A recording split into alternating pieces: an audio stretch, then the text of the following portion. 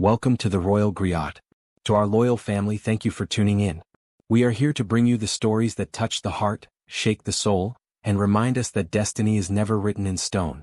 We appreciate every second you spend with us. Please quickly drop a comment below and tell us, which city and country are you watching from today? We love seeing our global family connect. Now, let's step into the world of Nairobi's elite.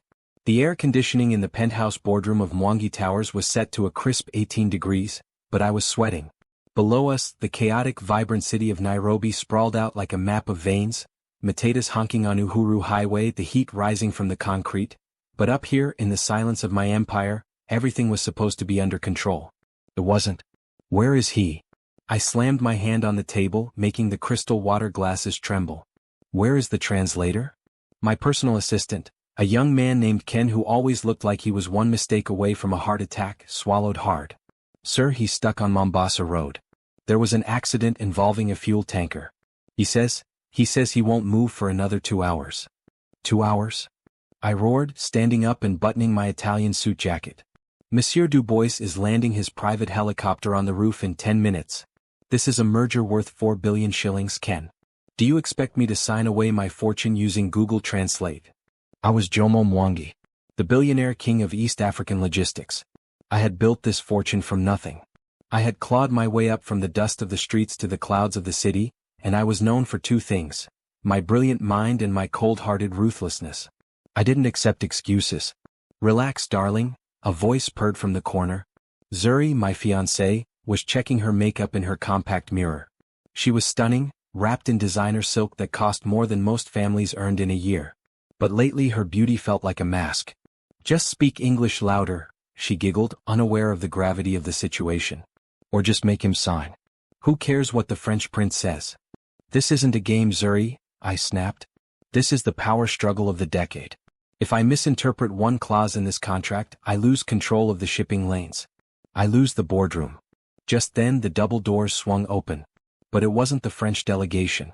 It was the cleaning staff. A young woman pushed a heavy trolley into the room. She kept her head down, her eyes fixed on the plush carpet. She wore the standard gray uniform, faded at the elbows, and a head wrap that concealed her hair. She looked invisible. Just another poor girl trying to survive in a city that ate the weak. Get out! I barked. Who let housekeeping in here? We are about to have a high-level meeting. The girl froze. Her hands gripped the handle of the trolley so tight her knuckles turned white. I apologize, sir, she whispered. Her voice was soft, melodic, but trembling. The schedule said the room was empty until noon. I just needed to empty the bins. Well, the schedule changed, I said, waving my hand dismissively. Leave. Now. Wait, Zuri said, a cruel glint in her eyes. She was bored, and when Zuri was bored, she liked to play with people she considered beneath her. Look at her shoes, Jomo. Are those taped together? I looked down. The maid's black shoes were indeed held together by black electrical tape. It was a sign of someone struggling, someone homeless or close to it. Zuri, leave it, I sighed, checking my Rolex. 5 minutes until Dubois arrived.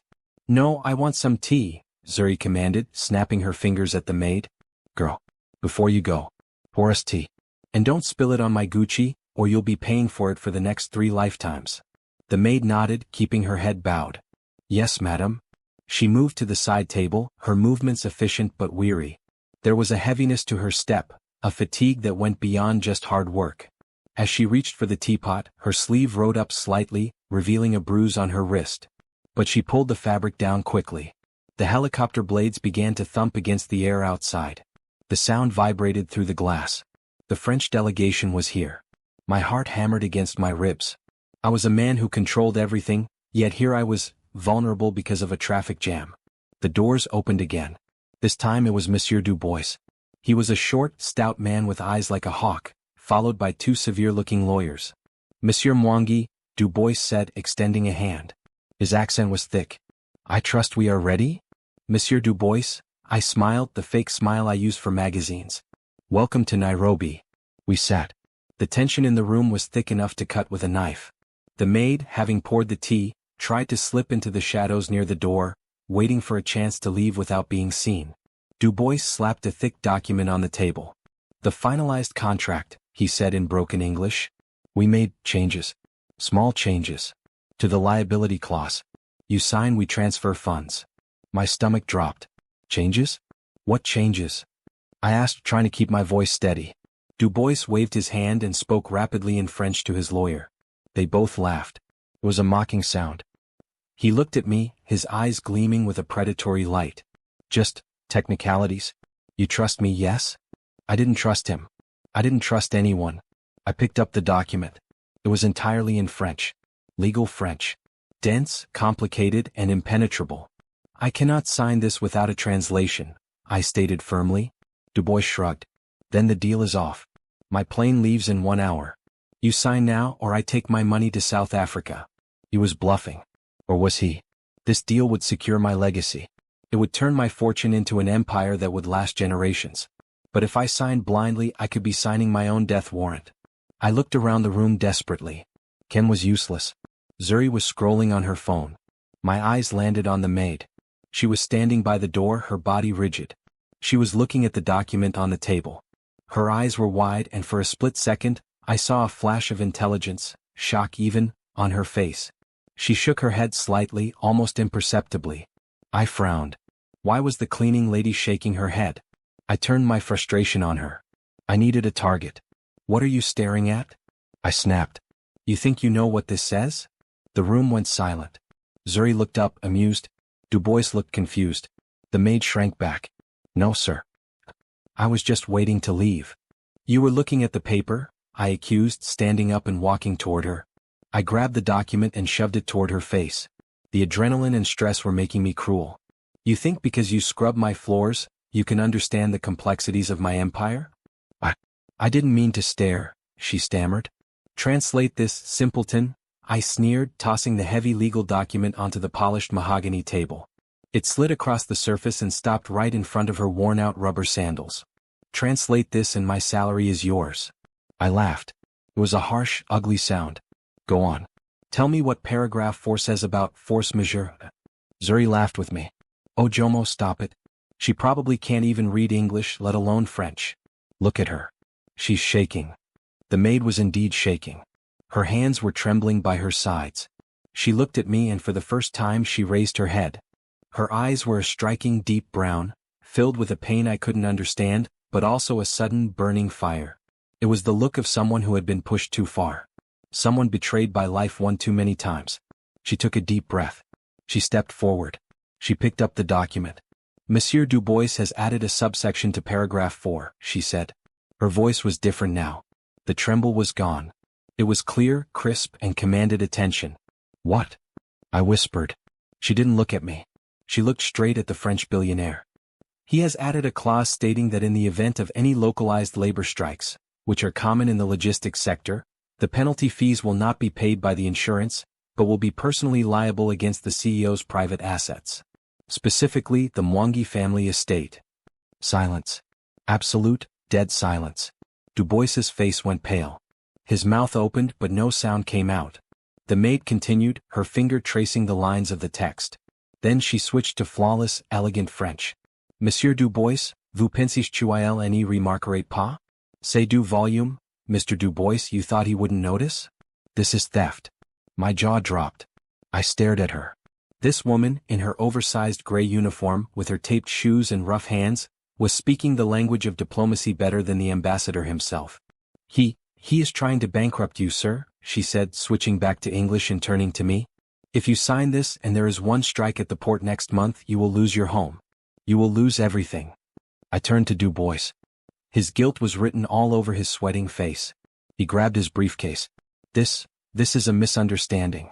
We will reschedule. He fled the room, his lawyers scrambling after him.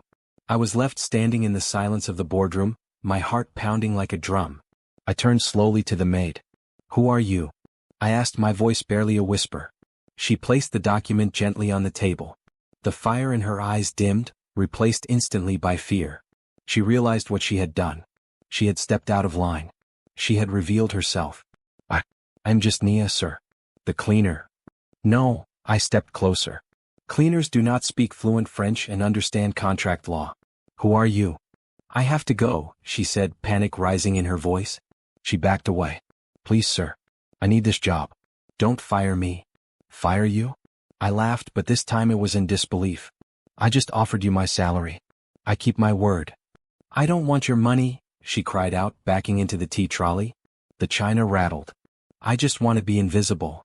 She turned to run, but as she took a step, she swayed. Her hand flew to her forehead. Her face, which I now saw was beautiful despite the exhaustion, turned ashen gray.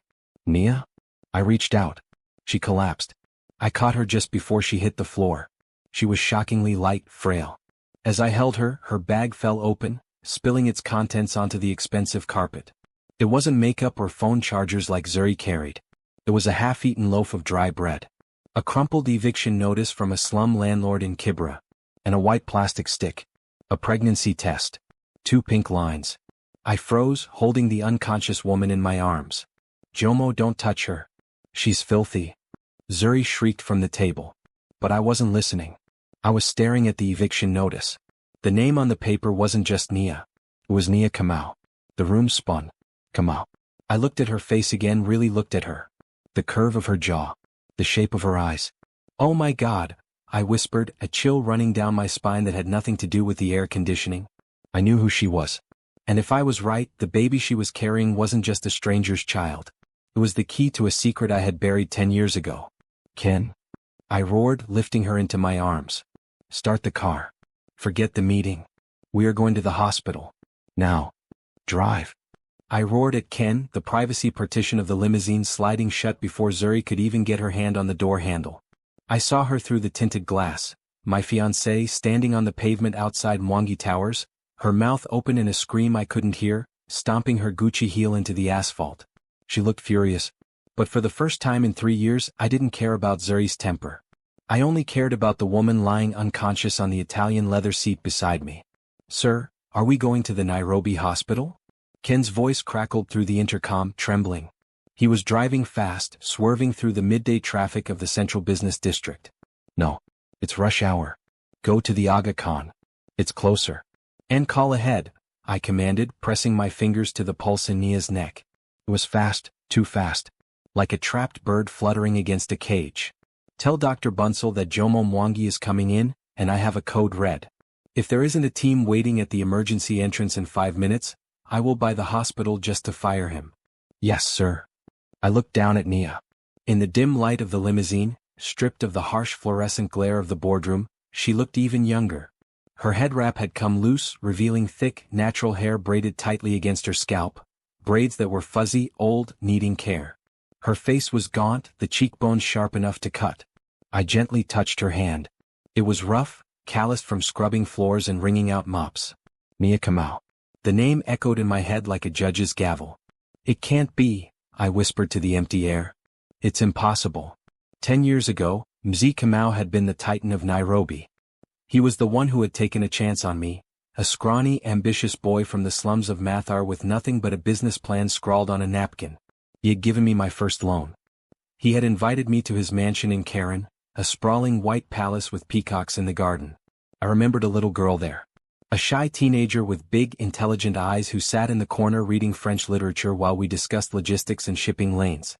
Mzee Kamau had died 5 years ago in a plane crash. The rumors said he had lost his fortune in bad investments before he died. The rumors said his family had moved to Europe, living off hidden accounts. So why was his daughter scrubbing my floors? Why was she wearing shoes taped together?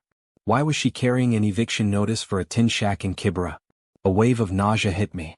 I prided myself on being a billionaire who saw everything. I tracked every shilling, every container, every employee. Yet, the daughter of the man who made me, she had been under my nose, suffering, starving. I felt like a monster. I was supposed to be the lion of logistics, but right now, looking at her bruises and her worn-out clothes, I felt like a failure. The car screeched to a halt. The doors flew open. A team of nurses and doctors in blue scrubs swarmed the car. Mr. Mwangi. Dr. Bunsell, a gray-haired man with kind eyes but a nervous demeanor, was already there.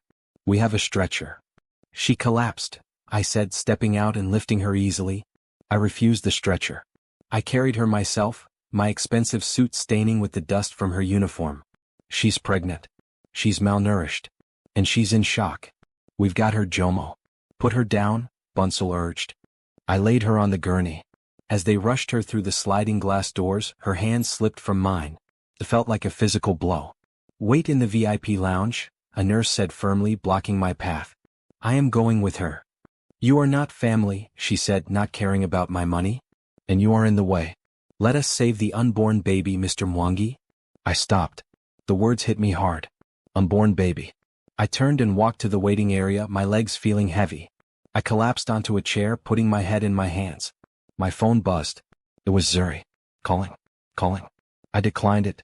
It buzzed again. A text. Zuri, have you lost your mind? You left me on the street for a maid? The press is here. Jomo, pick up. I stared at the screen. The press. Of course. That's what she cared about. Not the human life hanging in the balance. Not the fact that I was clearly shaken. Just the image. The brand. I turned my phone off. 2 hours passed. The hospital was quiet, save for the distant beep of machines and the squeak of rubber soles on tile. I had paced the length of the private wing at least 50 times. I had ordered Ken to bring me fresh clothes, but I hadn't changed. I needed to feel the dust on my suit. It was a reminder. Finally, Dr. Bunsell emerged. He looked grave. Jomo, he said quietly. Is she alive? I demanded, standing up. She is stable, he said. We have her on 4 fluids. She was severely dehydrated. Her blood sugar was dangerously low.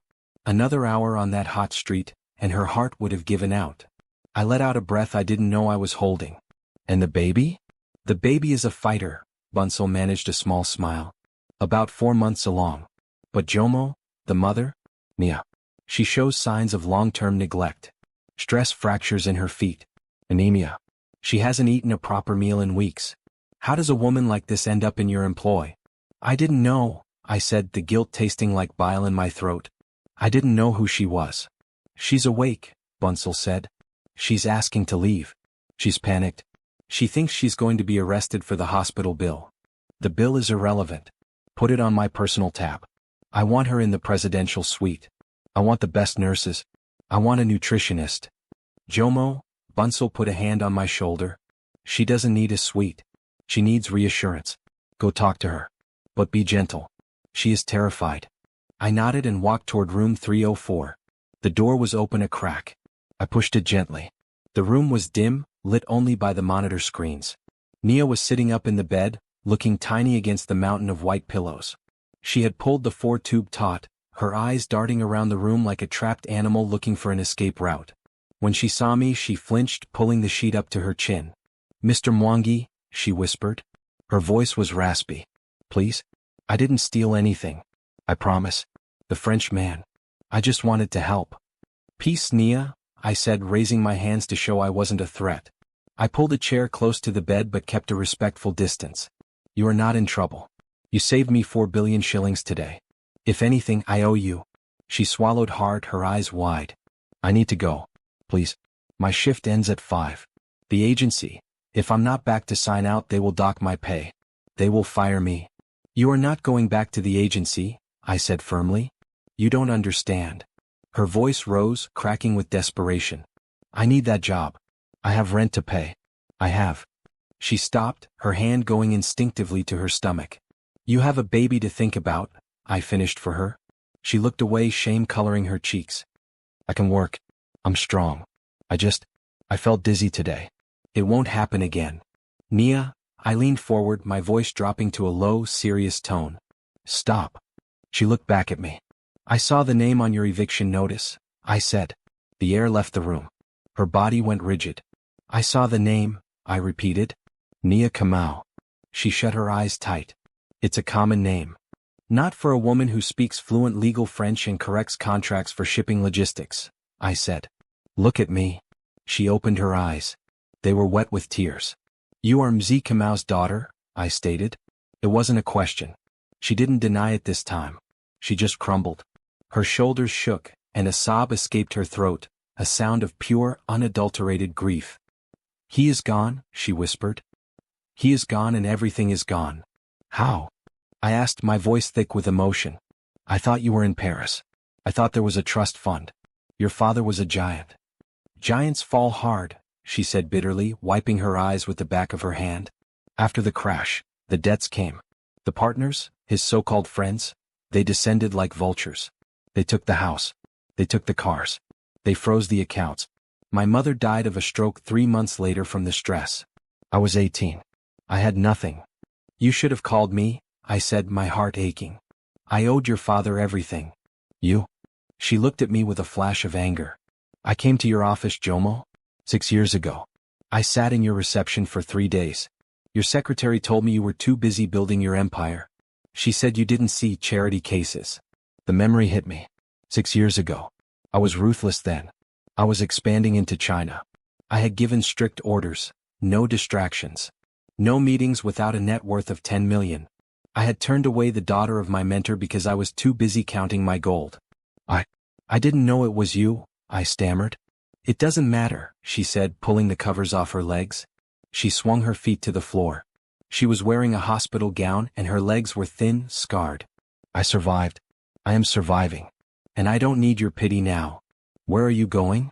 I stood up, blocking her path. To work. To my home. You don't have a home. I snapped, losing my patience. I saw the notice, Nia. You are being evicted tomorrow. You are homeless. And you are pregnant. Where will you go? To the streets? With a baby? That is none of your business, she yelled back. I will figure it out. I always do. No, I grabbed her shoulders. You are not leaving. You are staying here until you are well. And then we will see. I can't stay. She was struggling against my grip, weak but determined. He will find me here. I froze. Oh, who will find you? She stopped struggling. Her eyes widened, realizing she had said too much. The fear in her eyes wasn't just about poverty anymore. It was terror. Pure, cold terror. Nia, I said slowly. Who are you running from? She shook her head violently. No one. Let me go. Is it the father? I asked. Is he the one who did this to you? He doesn't know, she whispered. He doesn't know about the baby. If he finds out. She shuddered. If he finds out what? He will kill it, she said. The words hung in the air, heavy and dark. He is a powerful man, Jomo. More powerful than you. He doesn't want loose ends. I felt a surge of protectiveness so strong it surprised me. It was a primitive instinct. This woman, my mentor's daughter, this brilliant, broken creature, was being hunted. No one is more powerful than me in this city, I said, my voice dropping to a dangerous growl. Let him come. Suddenly the door to the room burst open. I spun around expecting a doctor. But it wasn't a doctor. It was a man in a black suit, wearing dark sunglasses even though it was indoors.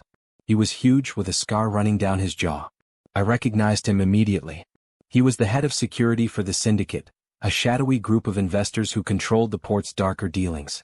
Nia gasped and scrambled back against the headboard, pulling the pillows over her stomach. He found me, she whimpered. Oh God, he found me. The man stepped into the room, blocking the exit. He didn't look at me. He looked straight at Nia.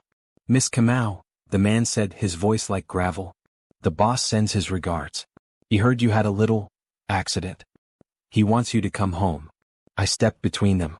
I squared my shoulders, buttoning my jacket. I was Jomo Mwangi.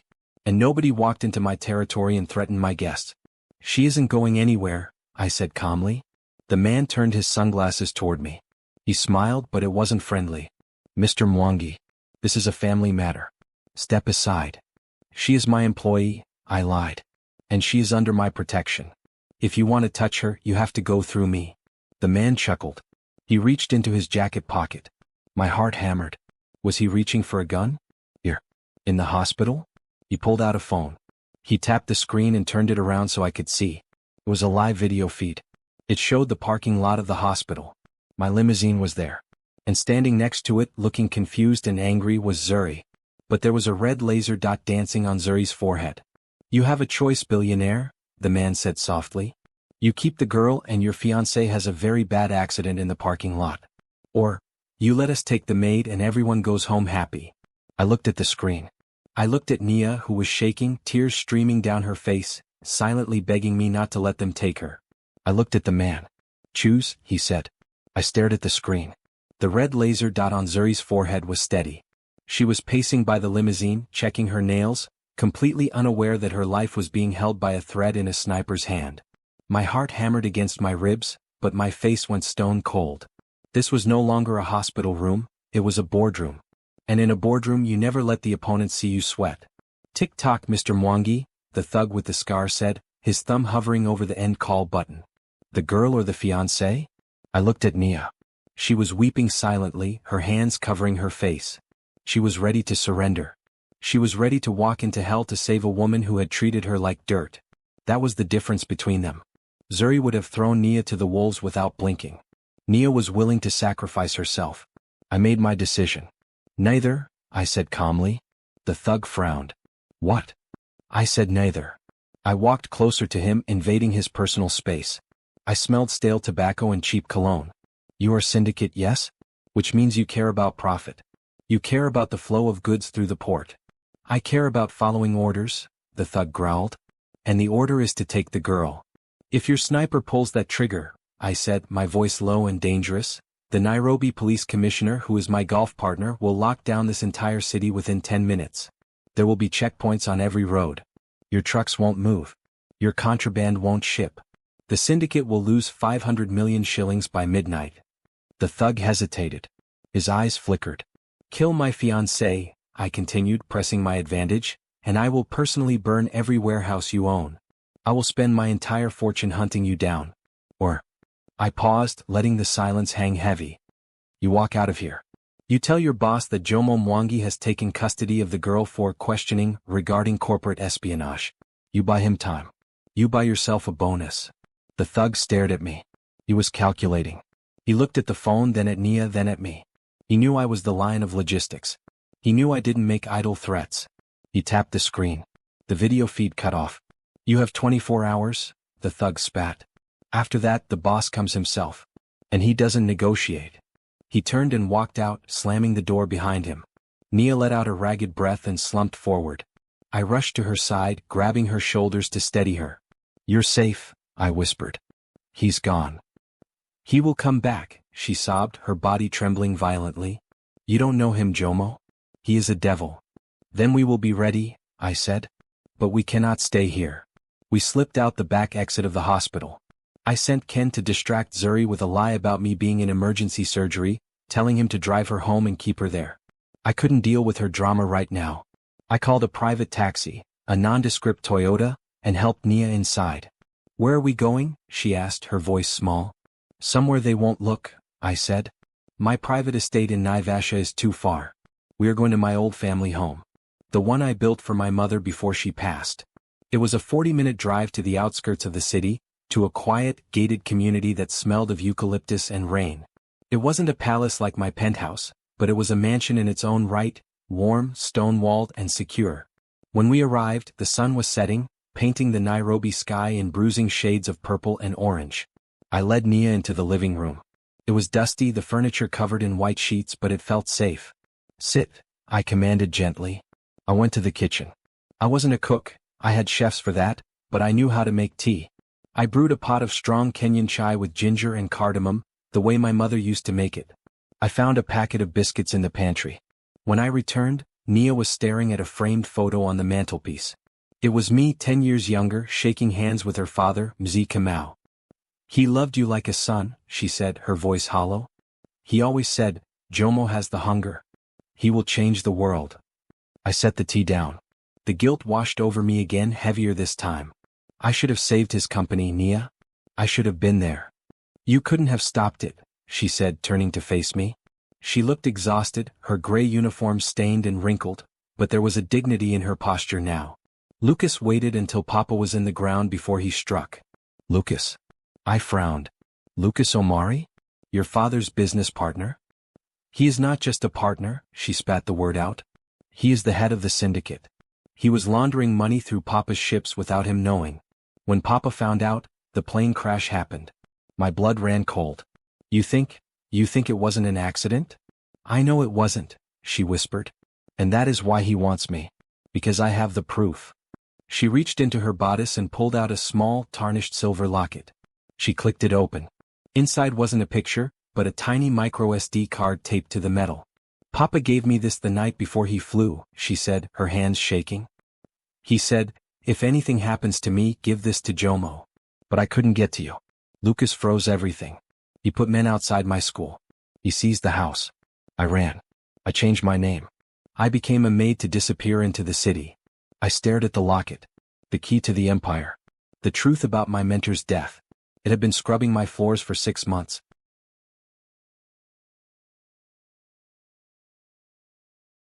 And the baby? I asked gently, looking at her stomach. Does Lucas know? She wrapped her arms around herself, a protective gesture. He is the uncle of the man I loved. A boy named David. David was kind. He tried to help me. But when Lucas found out we were together, David disappeared. She looked up at me, tears spilling over. They told me David died in a carjacking. But I know Lucas killed him. He killed his own nephew to stop him from helping me. I sat down on the coffee table in front of her, taking her rough hands in mine. The air in the room felt thick with ghosts. Betrayed by family. Hunted by greed. This woman had walked through fire and kept her head high. Nia, I said, my voice steady. I promise you this. Lucas Omari will not touch you again. He will not touch this child. This child is the heir to the Kamal legacy, and I will make sure they get every shilling that was stolen. I don't care about the money, she cried. I just want to be safe. I want my baby to live. We will get justice, I vowed. For your father. For David. For you. For the first time in years, I felt a spark of something real in my chest. It wasn't the cold satisfaction of a business deal. It was heat. It was purpose. It was healing. Drink your tea, I said softly. You need to eat. For the baby. She nodded, taking a sip. The color began to return to her cheeks. We sat in silence for a while, the only sound the ticking of the grandfather clock. It was a unity of two broken souls finding common ground. Then the silence was shattered. My phone rang. It wasn't the work phone. It was the private line only 3 people had. I picked it up. Hello? Jomo? It was Zuri. Her voice was shrill, hysterical. Where are you? Why is Ken driving me to the penthouse? The news? Have you seen the news? Calm down, Zuri. What is it? Turn on the TV. Now. I grabbed the remote and flicked on the dusty television in the corner. It roared to life on the NTV Evening News. My jaw dropped. There, on the screen, was a blurry photo of me carrying Nia out of the hospital. The headline screamed in bold red letters. Billionaire's secret love child? Jomo Mwangi flees scene with pregnant mistress. They are saying she is your mistress. Zuri screamed through the phone. They are saying you kicked me out of the car to be with her. Jomo, my reputation is ruined. My friends are laughing at me. It's a lie, Zuri. The syndicate planted the story to pressure me. I don't care who planted it, she shrieked. Fix it. Or I swear, Jomo, I will tell the world about the other account. The offshore one you swore to keep secret. I froze. That account contained funds I was holding for a covert government project. If that leaked, I would be arrested for treason. Zuri, don't you dare. I am coming to you, she hissed. I tracked your phone. I know you're at the old house. And I am bringing the police to arrest that little thief for stealing my fiancé. The line went dead. I looked at Nia. She had seen the headline. She was pale as a sheet. They think the baby is yours? She whispered. It doesn't matter what they think, I said, standing up and pacing. My mind was racing. Zuri was coming. The police were coming. The syndicate was watching. I had to move fast. Nia, can you walk? Yes. Good. We are leaving. Now. Where? To the one place Lucas won't look. To the one place Zuri won't follow. I grabbed her hand. We ran to the door. But as I opened it, blinding lights flooded the driveway. Not police sirens. It was a convoy of black SUVs. They boxed us in. A man stepped out of the lead car. He was older, with silver hair and a cane. He wore a suit that cost more than my entire house. It was Lucas Omari. He smiled, a cold, reptilian smile. Jomo, he called out, his voice smooth as silk. I believe you have something of mine. He tapped his cane on the ground. And since you decided to involve the media, I decided to bring an audience. Behind him, a van door slid open. Cameramen poured out, lenses flashing, microphones raised. Smile, Jomo, Lucas laughed. You're live. I looked at Nia. She was trembling against my back. We were trapped. If I fought, I looked like a violent criminal on live TV. If I handed her over, she died. I did the only thing I could think of. I pulled Nia close, wrapped my arm around her waist and looked straight into the cameras. You want a story? I shouted, my voice booming over the clicking shutters. I'll give you a story. I looked down at the Maid, the daughter of my mentor, the woman carrying the last hope of a fallen dynasty. This woman, I declared, is not my mistress. The cameras zoomed in. Lucas frowned. She is my fiancée. Nia gasped. Zuri, who had just pulled up in her convertible behind the press van, screamed. Lucas dropped his cane. And, I added, looking Lucas dead in the eye, anyone who touches her answers to me. The heavy oak door of my childhood home slammed shut, cutting off the blinding flashbulbs and the roar of the reporters like a guillotine. I locked it. Then I engaged the deadbolt. Then I slid the heavy iron security bar into place. Only then did my legs give out. I slid down the door, sitting on the cold floor, my breath coming in ragged gasps. Beside me, Nia was frozen, her hands still clutching her stomach, her eyes wide with a mixture of shock and horror. Fiancé? She whispered, the word hanging in the silent hallway. You told them I am your fiancé? It was the only way, I rasped, loosening my tie. Felt like a noose. If you are just a maid, you are disposable. If you are just a mistress, you are a scandal. But if you are the future Mrs. Jomo Mwangi, you are a public figure. You are royalty. Lucas can't kill you without the whole world asking why. You are insane, she said, her voice shaking. She paced the small hallway, her worn-out shoes squeaking on the wood. You have ruined your life. Zuri will destroy you. The board will fire you. You just burned down your empire to save a cleaner. I burned it down to save Mzee Kamau's daughter, I corrected her, standing up slowly. I walked over and placed my hands on her shoulders. She was trembling. Nia, listen to me. We are in the eye of the storm now. The press is outside. Lucas is outside. We cannot leave. But we are safe for tonight. The cameras are our shield. She looked up at me, and in the dim light of the hallway, I saw the struggling girl fade away, replaced by the woman she was meant to be. And tomorrow? She asked. Tomorrow, I said grimly, we make them pay. We moved to the library. It was a room that smelled of old paper and cedar wood, my father's sanctuary. I pulled the heavy curtains tight, ensuring not a sliver of light escaped to the vultures waiting outside. Give me the locket, I said. Nia hesitated, her hand going to her chest. Then she unclasped the silver heart and handed it to me. Her fingers brushed mine, and I felt a jolt of electricity, a connection that went deeper than fortune or debt. It was destiny. I pried the microSD card loose and inserted it into my laptop. We waited. The screen flickered. A video file appeared. I clicked play. The face of Mzee Kamau filled the screen. He looked tired, older than I remembered. He was sitting in his study, the very study I had visited a decade ago. If you are watching this, Mzee's voice filled the room, ghostly and familiar, then I am dead. And Lucas Omari has won. Nia let out a soft sob, covering her mouth.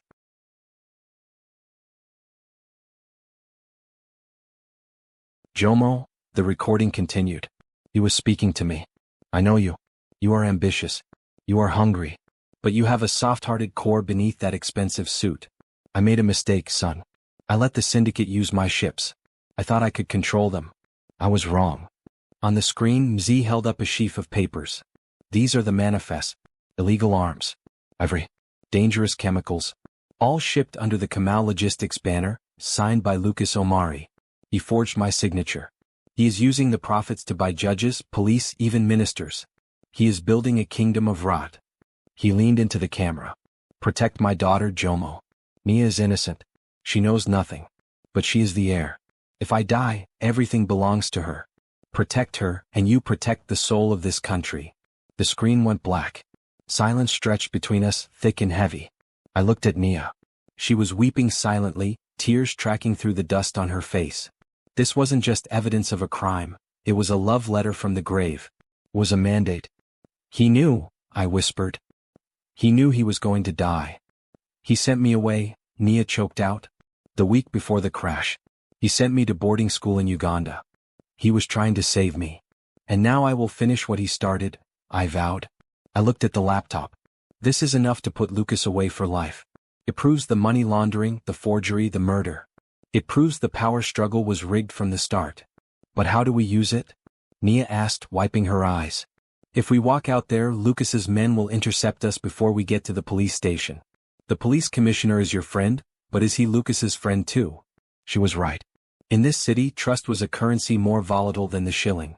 We don't go to the police, I said, a plan forming in my mind. A dangerous, reckless plan. We go to the people. We use the very thing Lucas brought to our doorstep. The press. The Royal Griot channel, I said. It's a massive live stream platform. They are broadcasting from the gate right now. If we can upload this video to their server, if we can broadcast it live to millions of phones before Lucas can stop us, it's over. The internet here is down, Nia said, checking her cracked smartphone. Look. No signal. I checked mine. SOS only. Lucas. He was thorough. He had brought a jammer. He had cut the landlines. We were trapped in a digital dead zone. He is squeezing us, I muttered, pacing the room. He knows we have the proof. He wants us to panic. He wants us to run out so his sniper can finish the job. So we are sitting ducks? Nia asked, her voice trembling again. No, I stopped. I looked at her. We are not ducks. We are lions. And lions hunt in the dark. The night wore on. The rhythm of the standoff was agonizingly slow. Outside, the reporters had set up camp, their generators humming like angry bees. Inside, we were in the dark, conserving the laptop battery. I found some canned beans and stale crackers in the kitchen. We ate by the light of a single candle. You should eat, I said, pushing the plate toward her. For the baby. Nia took a cracker. Why did you really do it, Jomo? Why help me? You could have signed that deal with the French. You could be celebrating right now. I looked at her. In the candlelight, the bruises under her eyes were deep shadows, but her beauty was undeniable. It was a raw, authentic beauty that Zuri with all her makeup could never achieve. I have spent 10 years building a fortune, I said quietly. I have private jets, limousines, a mansion that echoes when I walk in it. But today, when I saw you translate that contract, when I saw you stand up to a billionaire with nothing but your dignity, I realized something. What? She whispered. That I have been poor for a long time, I said. Money is cheap, Nia. Loyalty? Courage? That is rare. I looked at you and I saw the part of myself I lost when I left the slums. I saw the truth. She reached out and took my hand. Her palm was warm. Thank you, Jomo. For a moment, the danger outside vanished. It was just a man and a woman, bound by a secret, finding unity in the chaos. Then, the consequences of my actions came crashing through the window. Crash. A brick shattered the glass of the library window, landing on the floor with a heavy thud.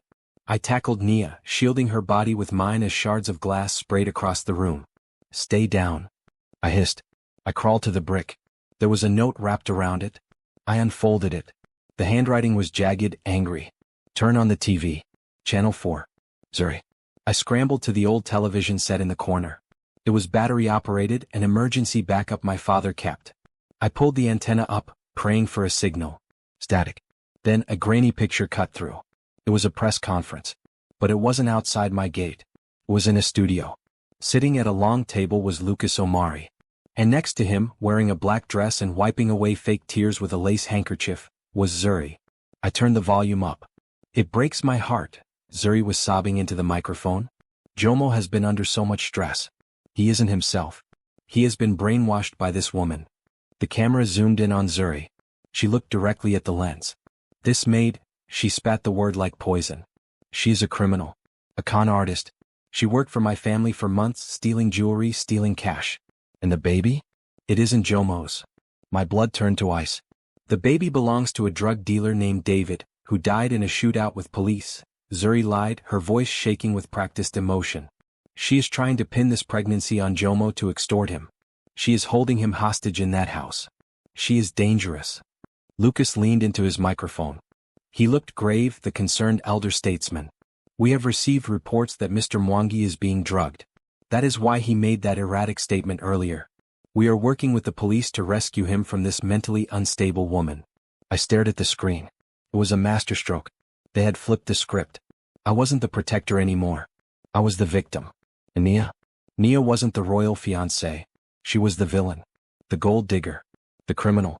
They took away my shield, Nia whispered. She was staring at the screen, her face drained of all color. They turned the world against me. They are setting the stage, I said, realizing the horror of what was coming next. They aren't waiting for me to surrender. For what? For a rescue mission, I said, grabbing her arm. Zuri just gave them probable cause. The police, the corrupt ones on Lucas's payroll, they are coming in.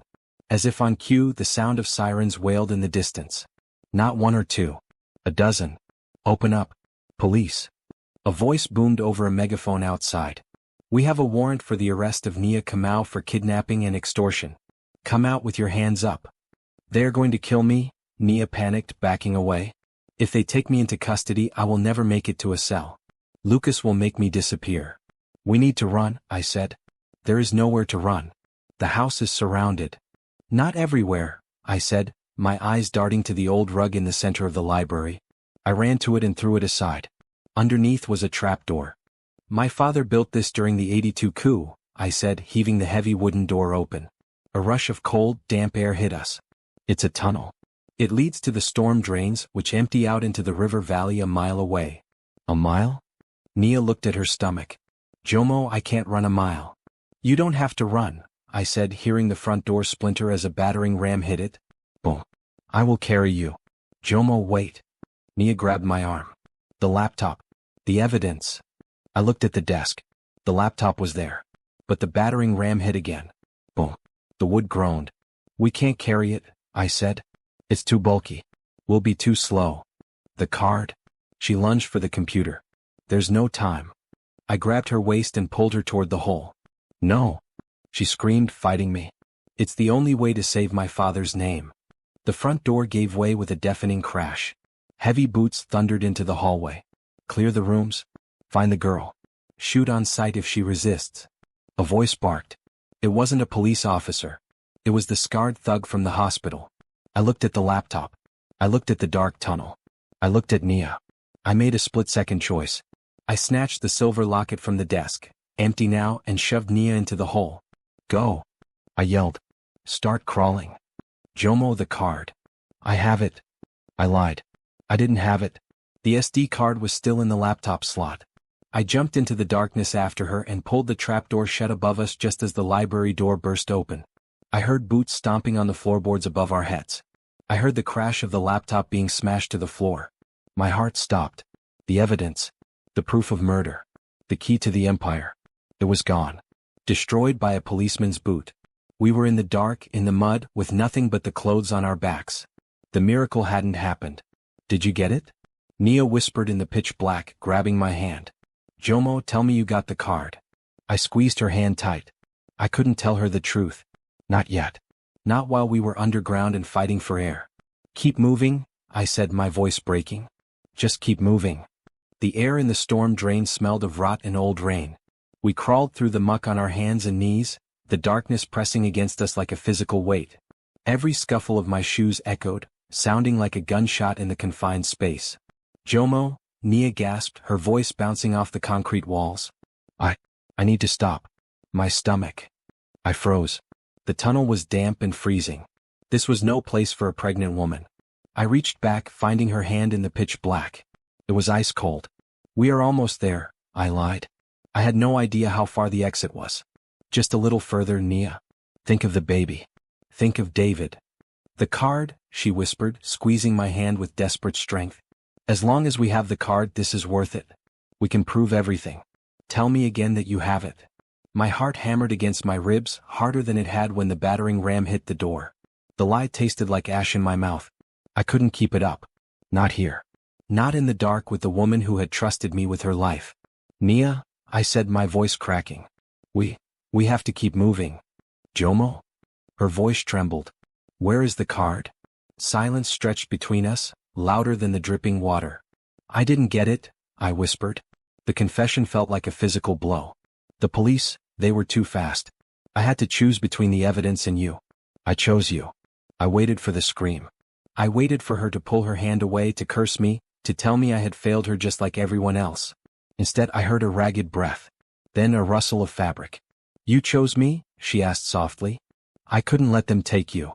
Then we have nothing, she said, her voice hollow but strangely calm. Lucas has won. We are fugitives with no proof. We are alive, I said fiercely, pulling her forward. And as long as we are alive, the game isn't over. I am Jomo Mwangi. I built an empire from dust. I can build a defense from nothing. Now move.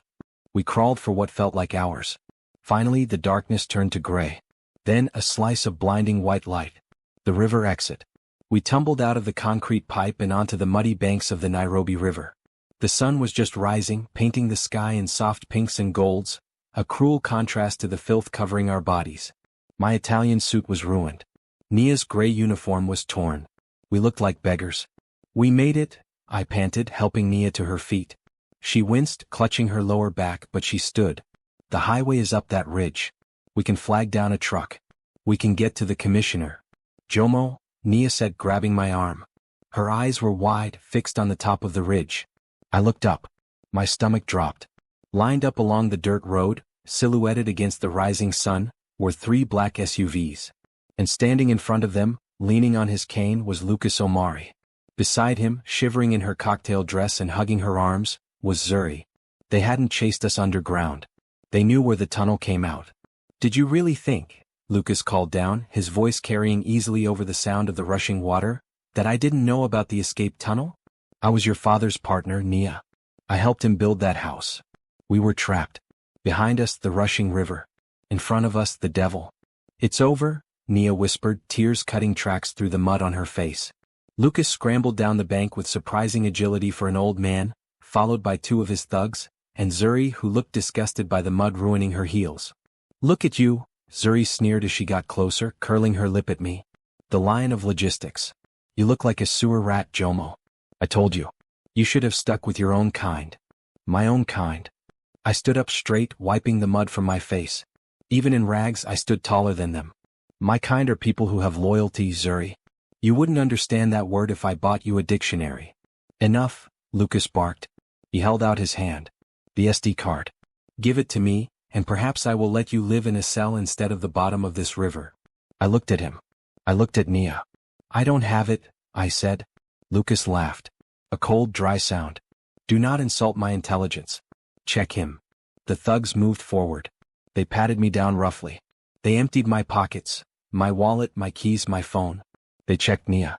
Nothing, boss, the thug said. Just the phone. Lucas frowned. His eyes darted to the tunnel exit. You left it? In the house. It was destroyed, I said, a smile touching my lips. Your police smashed the laptop. The evidence is gone, Lucas. You destroyed the very thing you were hunting. Lucas stared at me. Then, slowly, a wide grin spread across his face. He threw his head back and laughed, a sound of pure, unadulterated relief. Gone? He chuckled. It's gone? Then I have won. Truly won. He turned to Zuri. Did you hear that, my dear? No evidence. No witness testimony can stand against me without paper. I am untouchable. He turned back to us, his face hardening. Which means I no longer need to be careful. I can finish this family line right here. He nodded to the thugs. Throw them in the river. Make it look like a drowning accident during their escape. No. Nia screamed, stepping back. Wait. I shouted, holding up my hands. Lucas, think about this. You are a businessman. Let's make a deal. I don't make deals with dead men, Lucas scoffed. Not a deal for me, I said, looking at Zuri. A deal for her. Zuri blinked. Me? You think he's going to keep you around? I asked, locking eyes with my ex-fiancée. Zuri, use your head. You are the only loose end now. You saw him order a murder. Once we are dead, who is the only person left who can blackmail him? You. Zuri went pale. She looked at Lucas. Don't listen to him, Lucas said smoothly, but his hand tightened on his cane. Zuri is my partner. We are going to share the Kamau fortune. Share? I laughed. Lucas Omari doesn't share. Ask Mzee Kamau. Ask David. He kills his partners. Zuri took a step away from Lucas. The seed of doubt was planted. She was greedy, yes, but she was also a survivor. Lucas, Zuri said, her voice trembling. Maybe we should just let them go? If the evidence is gone, they can't hurt you. Why risk a murder charge? Shut up, you stupid woman. Lucas snapped, his mask slipping. He raised his cane as if to strike her. I give the orders here. Zuri flinched. In that moment, the alliance broke. She saw him for what he was. Now, Lucas turned to his thugs. Do it. The thugs stepped forward. Nia gripped my arm, sobbing. I'm sorry, Nia, I whispered. Well, a loud, heavily accented voice boomed from the top of the ridge. I certainly hope you are not planning to swim, Monsieur Omari. The current looks treacherous. Everyone froze. We all looked up. Standing on the ridge, flanked by 4 armed police officers and, miraculously, my assistant Ken was Monsieur Dubois, the French billionaire. Lucas went white. Dubois? What are you doing here? Dubois adjusted his silk tie, looking down at us like a disappointed schoolmaster. He held up his phone. I was just listening to a very interesting broadcast, Du Bois said. Did you know that modern smartphones have a feature called Group FaceTime? And did you know that your former partner, Mr. Mwangi, called me 5 minutes ago? I smiled. It was true. When the thugs took my phone, they hadn't checked the screen. I had dialed Du Bois the moment we exited the tunnel and hit the signal zone. I had left the line open. Du Bois tapped his phone. I heard everything, Lucas. I heard you admit to the fraud. I heard you admit to killing David.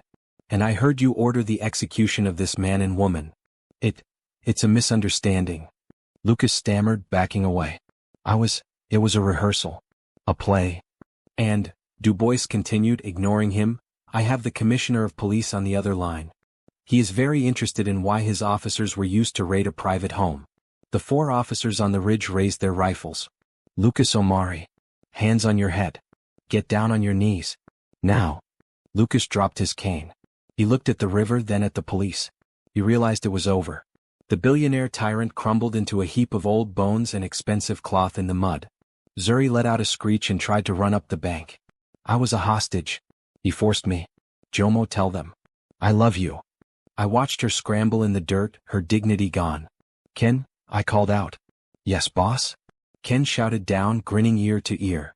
Make sure the police know that Zuri was an accomplice. She drove the getaway car. Zuri's screams as they handcuffed her were music to my ears. I turned to Nia. She was staring at me, her mouth slightly open, shock written all over her face. You called him? She whispered. You didn't have the card, but you used the truth? The truth is the most expensive currency in the world, I said softly, wiping a smudge of mud from her cheek. And you, Nia Kamau, are the richest woman I know. She didn't speak. She just threw her arms around my neck and buried her face in my ruined suit. I held her tight, feeling the heartbeat of the unborn baby between us. For the first time in my life, I wasn't holding a business deal. I was holding a future. 6 months later. The boardroom of Mwangi and Kamau Logistics was bright, airy, and smelled of fresh lilies. I sat at the head of the table. But I wasn't alone. To my right sat Monsieur Du Bois, our new lead investor. To my left sat Ken, now the VP of Operations. And at the other end of the table sat the CEO. Nia looked breathtaking. She wore a tailored cream suit that highlighted her glowing skin. Her hair was braided in an intricate crown. In her arms, cooing softly, was baby Amani, a beautiful boy with his grandfather's eyes. Nia stood up. The room went silent. She commanded the room not with fear like I used to, but with grace. She slid a folder across the polished mahogany table toward me. It stopped right in front of my hands. It felt like déjà vu. What is this? I asked, smiling. A contract, she said, her eyes twinkling. Translate it. I opened the folder. It wasn't a business contract. It was a deed. A deed transferring 50% of the Kamau estate, the recovered fortune, the ships, the house, to Jomo Mwangi. Nia, I choked out. I can't accept this. This is your birthright. Read the clause at the bottom, she said. I looked down. Under the legal jargon in her neat handwriting she had written, to my partner, my protector, my love, you gave me back my name. I'm giving you a home. I looked up at her.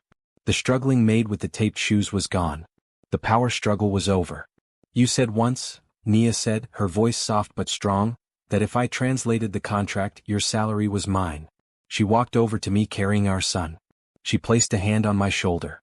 I don't want your salary, Jomo, she whispered, kissing my forehead. I just want you. I stood up and took her and the baby into my arms. The applause from the boardroom faded into the background. I'd spent my life chasing billions. But holding Nia and Amani, I realized I had finally found the only fortune that mattered. My jaw didn't drop this time. I just smiled and let the tears fall. The end. Thank you for watching this Royal Griot original story. We hope you enjoyed. Translate this and my salary is yours. If this story touched your heart, please hit that like button. It helps us so much. Subscribe and turn on the bell notification so you never miss a drama. Question of the day.